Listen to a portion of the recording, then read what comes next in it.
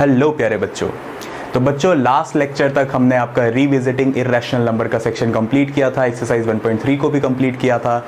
आज के लेक्चर के इस सेशन में हम स्टार्ट करने वाले हैं आपके चैप्टर का आखिरी सेक्शन, यानी कि रिविजिटिंग रैशनल नंबर। तो without wasting any time, let's learn something.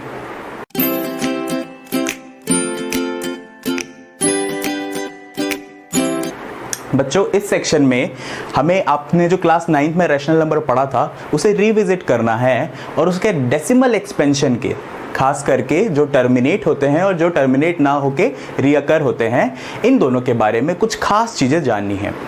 तो मैं उसको स्टार्ट करने से पहले एक बार क्विक रिवीजन आपको रैशनल नंबर का दोबारा दे देता हूँ। हालांकि इंट्रोडक्शन में मैंने पहले भी दिया था। रैशनल नंबर क्या होते हैं? Which can be represented in p/q form. बहुत बेसिक डेफिनेशन है लेकिन इनकम्प्लीट है। कंप्लीट कब होएगी? जब आप बोलेंगे कि p and q are integers and q is not equals to 0। अब ये डेफिनेशन कंप्लीट हुई है।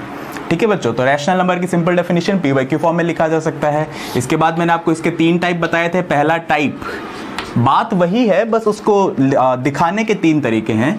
ऑल इंटीजर्स, कोई भी इंटीजर आ जाए वो रैशनल नंबर है। फॉर एग्जांपल 3, आप इसको 3/1 लिख सकते हैं।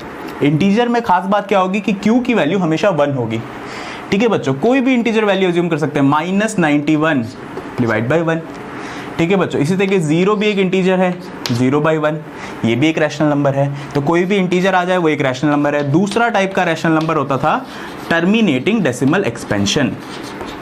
टर्मिनेटिंग डेसिमल एक्सपेंशन, इसके एग्जाम्पल क्या होते थे बच्चों? इस टाइप के एग्जाम्पल होते थे 1.534, जो डेसिमल एक्सपेंशन किसी फिक्स वैल्यू के बाद जाके टर्मिनेट हो रहा हो। मैं आपको रेस्ट्रिक्ट नहीं कर रहा हूं कि 3 डिजिट्स के बाद ही जाके टर्मिनेट हो जाए, कहीं भी जाके टर्मिनेट होए, बस टर्मिनेट होना चाहिए। तो इस टाइप के डेसिमल एक्सपेंशन को भी हम p/q फॉर्म में लिख सकते हैं और उनकी क्या खास बात होगी ये हमें इस सेक्शन में पढ़ना है। एक और चीज मैं आपको पॉइंटेबली नोटेबली नोट करवाना चाहता हूं कि आप देखेंगे इस टाइप के डेसिमल एक्सपेंशन में, एक छोटा सा एग्जांपल लेते हैं 1.5 का। 1.5 की p/q फॉर्म बनाना चाहता हूं तो एक सबसे बड़ा जो बच्चों में कंफ्यूजन है, एक तो ये होता है कि इसको 1.5 डिवाइड बाई 1 लिख दो, ये p/q फॉर्म बन गई। तो बच्चों ये p/q फॉर्म बिल्कुल गलत है। 1.5 रैशनल नंबर है लेकिन इसका p/q फॉर्म 1.5 डिवाइड बाई 1 कभी भी नहीं हो सकता, बिकॉज डेफिनेशन में मैंने आपको बोला है p and q यानी कि न्यूमरेटर और डिनोमिनेटर दोनों इंटीजर होने चाहिए। लेकिन इस 1.5 डिवाइड बाई 1 में आपने जो न्यूमरेटर है उसे इंटीजर नहीं रखा है, उसे डेसिमल रखा है। ठीक है बच्चों, तो इसको p/q फॉर्म में बनाना है तो एक आसान सी बात है। आपको पता है डेसिमल जब हटाते हैं तो हम क्या करते हैं? Divide by that many number of zeros, जितने डिजिट हैं डेसिमल के बाद। तो यहाँ पे एक ही डिजिट है तो मैं एक ही जीरो से यानी कि 10 से डिवाइड करता हूँ। तो 15/10 का मतलब भी 1.5 ही होता है। और अब ये p/q फॉर्म है, यानी कि p भी इंटीजर है, q भी इंटीजर है, जो q है उसकी वैल्यू 0 भी नहीं है। तो 15/10 इज एक्चुअली ये p/q फॉर्म। तो p/q फॉर्म मुझे 15/10 लिखने में कोई भी दिक्कत नहीं है। लेकिन जब जब मुझे 1.5 को रिप्रेजेंट करना होता है तो मैं कोशिश यही करता हूं कि जो मेरे p और q है मैं उनको को प्राइम बनाऊं, यानी कि उन दोनों में रिलेशन कैसा हो? को प्राइम हो। इसका क्या मतलब है? उन दोनों में कोई भी कॉमन प्राइम फैक्टर नहीं होना चाहिए। तो मैं करता हूं क्या कि इन दोनों नंबर्स को, यानी न्यूमरेटर और डिनोमिनेटर को प्राइम फैक्टराइज कर लेता हूं। तो 15 का प्राइम फैक्टराइजेशन होगा 3 into 5, सिमिलरली 10 का होगा 2 into 5। मैंने देखा कि 5 एक कॉमन प्राइम फैक्टर था, उसको कैंसिल आउट कर दिया। Now my p/q would be 3/2। और आप देखेंगे कि 3/2 की वैल्यू भी 1.5 ही होती है। तो रिप्रेजेंट करने के, किसी एक डेसिमल एक्सपेंशन को रिप्रेजेंट करने के इनफाइनाइट तरीके हो सकते हैं। आप देखिए 3/2 है, दोनों रेशो में है। मैं किसी भी इंटीजर से मल्टीप्लाई करके एक नया p/q बना सकता हूं और वो सही भी होगा। 21 डिवाइड बाई 14, आप देखेंगे कि 21 डिवाइड बाई 14 का वैल्यू भी 1.5 ही आएगा।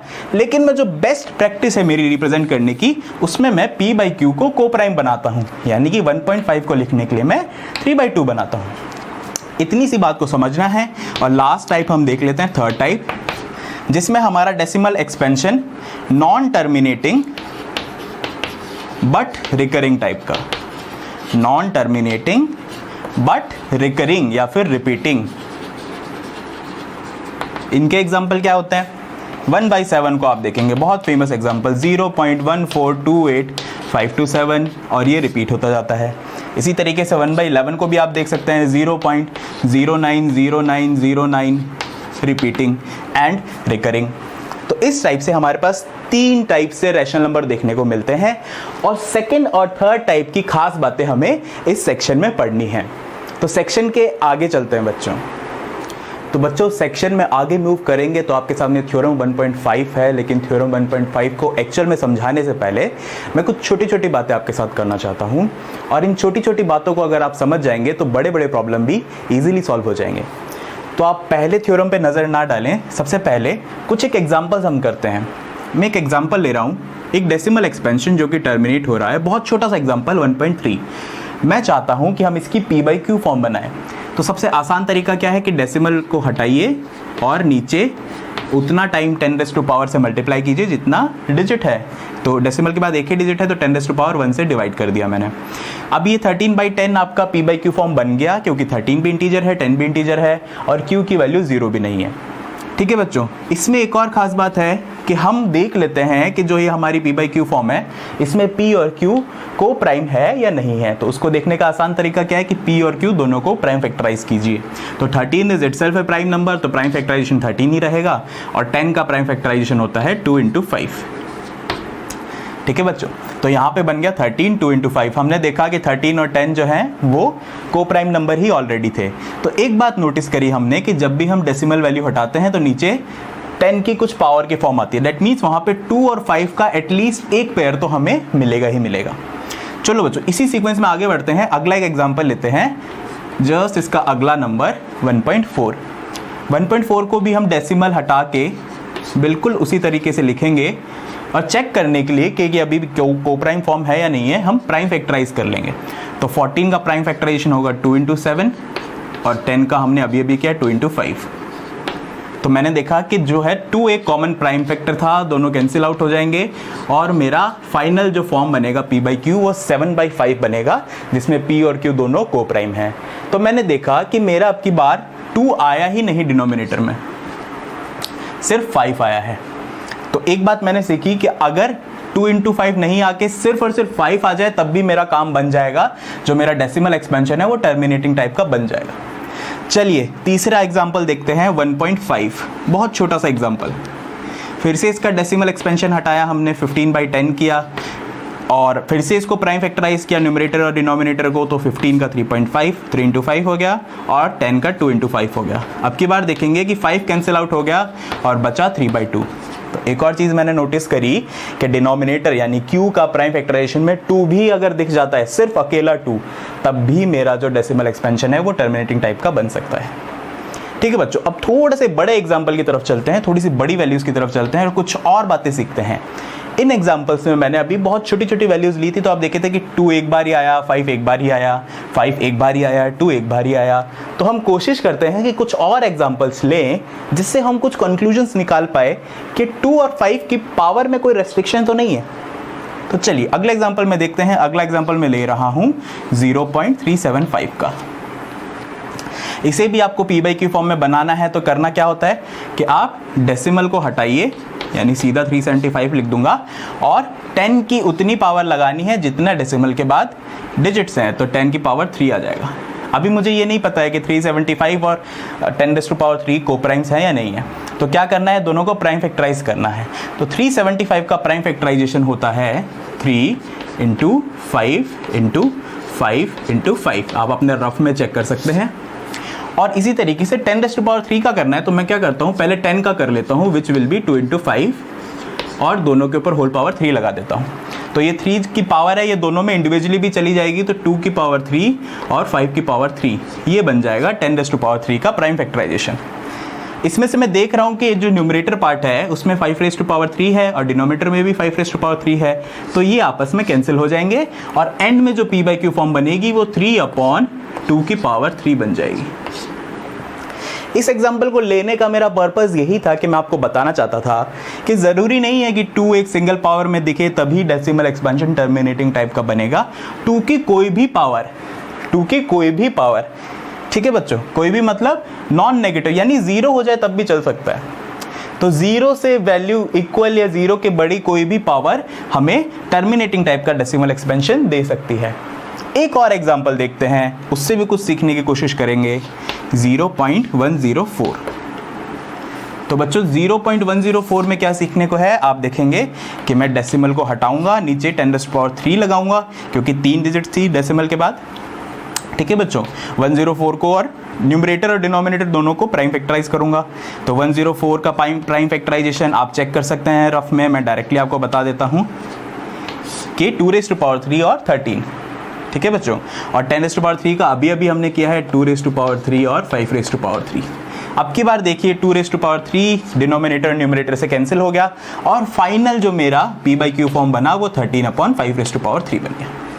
तो अब की बार मैंने देखा कि 5 की कुछ भी पावर हो सकती है नॉन नेगेटिव, यानी 0 या 0 से बड़ी कोई भी 5 की अकेली पावर भी हो सकती है, यानी कि 2 अकेला आ जाए कितनी भी पावर लेके और 5 अकेला आ जाए कितनी भी पावर लेके, तब भी चल जाएगा मामला।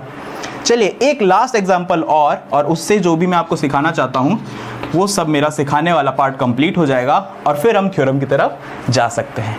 एक एग्जांपल और आखिरी एग्जांपल 0.0875 का, इसे भी हम p/q फॉर्म बनाना चाहते हैं। तो मैं सिंपल डेसिमल हटा देता हूं और अब की बार डेसिमल के बाद 4 जीरोस लगेंगे क्योंकि 4 वैल्यूज है तो 10⁻⁴ बन जाएगा। ठीक है बच्चों, इसको मैं प्राइम फैक्टराइज करता हूं तो 875 का प्राइम फैक्टराइजेशन होता है 5⁻³ × 7। आप रफ में करके देखेंगे बच्चों। इसी तरीके से 10⁻⁴ का हो जाएगा 2⁻⁴ × 5⁻⁴। अब की बार मैं देख रहा हूं कि न्यूमरेटर में 5⁻³ है जबकि डिनोमिनेटर में 5⁻⁴ है। तो 5⁻³ तक कैंसिल करेगी, डिनोमिनेटर में 5 की एक पावर अभी भी बच जाएगी। तो डिनोमिनेटर में मेरे पास बचेगा 2⁻⁴ × 5⁻⁴। तो बच्चों यहां पे इस एग्जांपल से आपने देखा कि डिनोमिनेटर में यानी Q में 2⁻⁴ भी कुछ हो सकता है, 5⁻⁴ भी कुछ हो सकता है। दोनों की पावर को इक्वल होना भी जरूरी नहीं है। ठीक है बच्चों, यहाँ पे देखिए 2⁻⁴ है, 5⁻1 है, तो दोनों की पावर्स को इक्वल होना भी कोई जरूरी नहीं है और कोई भी वैल्यू ऑब्टेन कर सकते हैं पावर की, नॉन नेगेटिव वैल्यू। तो यही से अगर आपने इन सारे एग्जांपल्स को समझ लिया है तो अब हम थ्योरम 1.5 को समझ सकते हैं। थ्योरम 1.5 क्या कहती है, let x be a rational number whose decimal expansion terminates. मैंने जितने भी एग्जांपल लिए उन सभी एग्जांपल्स में एक बात कॉमन थी कि डेसिमल एक्सपेंशन सबका टर्मिनेट हो रहा था। Then x can be represented in p/q form, क्योंकि अगर वो रैशनल है तो p/q फॉर्म में रिप्रेजेंट किया ही जा सकता है। Where p and q are coprimes, ध्यान रखना बच्चों, को प्राइम बोलना बहुत जरूरी है उसको, मतलब हम p/q फॉर्म वो बनाएंगे जो कि को प्राइम होंगी। And the prime factorisation of q, यहां से इंपॉर्टेंट बातें स्टार्ट हो रही है बच्चों।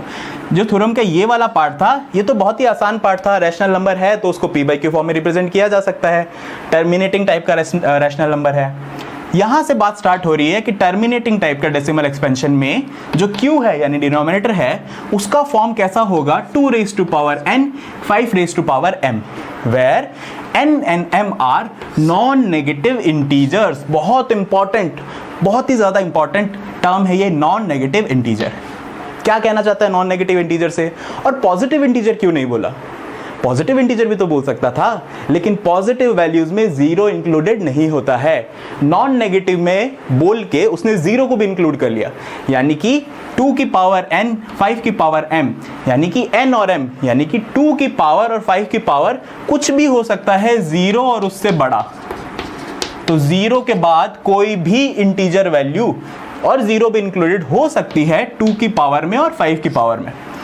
तो थ्योरम 1.5 ने हमें बताया कि कोई डेसिमल एक्सपेंशन अगर टर्मिनेटिंग टाइप का है तो उसकी p/q फॉर्म में, जहां पे p और q को प्राइम्स है, q का प्राइम फैक्टराइजेशन हमेशा इस फॉर्म में दिखेगा 2⁻n 5⁻m, where n and m are non negative integers.